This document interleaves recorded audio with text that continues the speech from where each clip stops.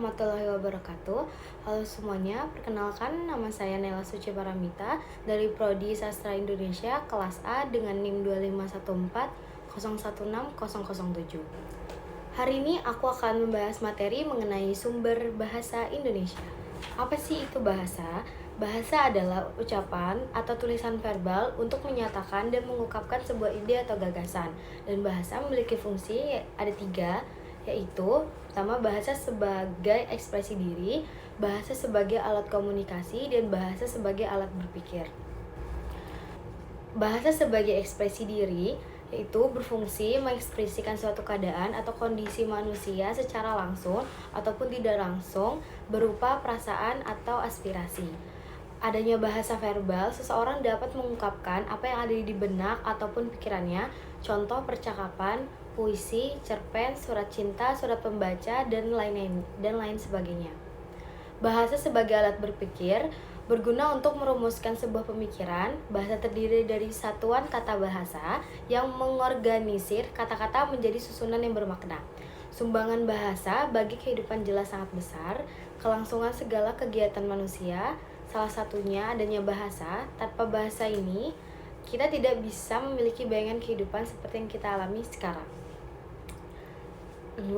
Bahasa membantu manusia dalam mengabstraksikan segala sesuatu terkait kehidupannya yang mengambil tindakan sesuai dengan tujuannya, seperti buku, artikel, iklan, dan sebagainya. Bahasa sebagai alat komunikasi.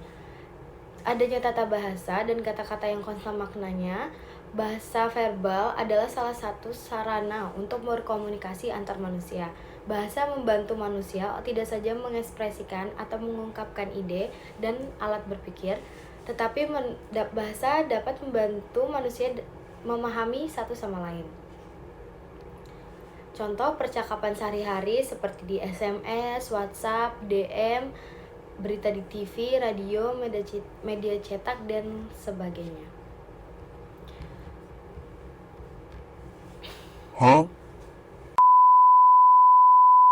Peresmian Bahasa Indonesia pada Sumpah Pemuda 28 Oktober 1928 dengan bunyi Kami Putra dan Putri Indonesia menjunjung bahasa persatuan bahasa Indonesia dan pasal 36 Undang-Undang Dasar 1945, bahasa negara adalah bahasa Indonesia.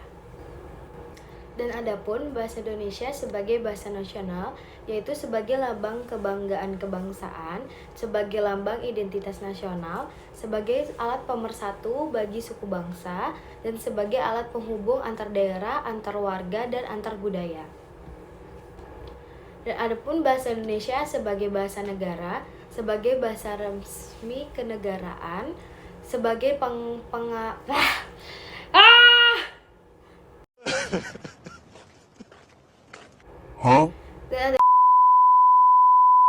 Adapun fungsi bahasa Indonesia sebagai bahasa negara.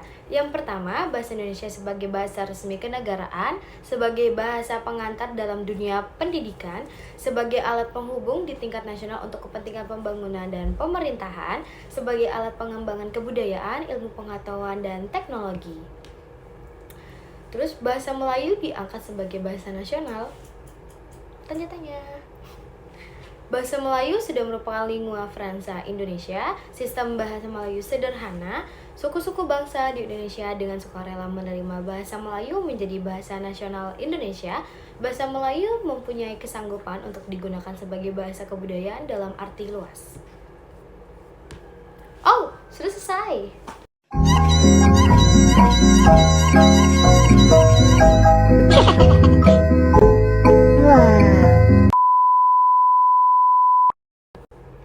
Sekian penjelasan materi dari saya.